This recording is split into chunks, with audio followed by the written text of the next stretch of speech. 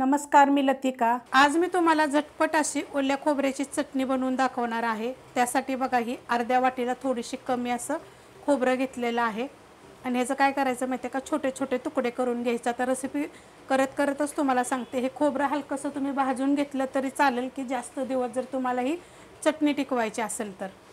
मला कशी 1-2 दिवस जरी राहिली तरी पुष्कळ होती। तर हे मी पहिले तुकडे करून टाकून घेते। खोबरं बघा मी टाकून घेतलेलं आहे।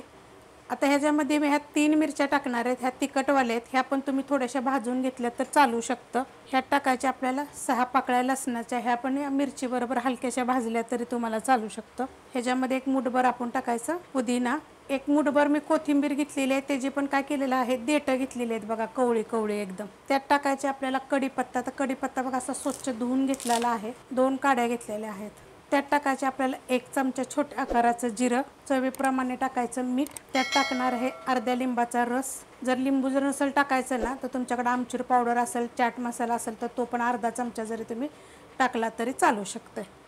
आता ह्याला काय करणार आहे, एकदा फिरवून घेणार आहे। आपल्याला एकदम पेस्ट नाही पाहिजे, दरदरं पाहिजे। मिक्सरला बघा मी फिरवून घेतलेलं आहे, पण फिरवून कसं घेतलं माहिती आहे का, दरदरं करून घेतलेलं। तर अशा पद्धतीनेच आपल्याला चटणी पाहिजे। ही कशी माहिती आहे का, 2 ते 3 दिवस राहील, खूप चविष्ट लागते। तुम्ही एकदा अशी झटपट करून बघा। रेसिपी आवडली तर लाईक करा, सबस्क्राईब करा, कमेंट करा आणि शेअर बी करा।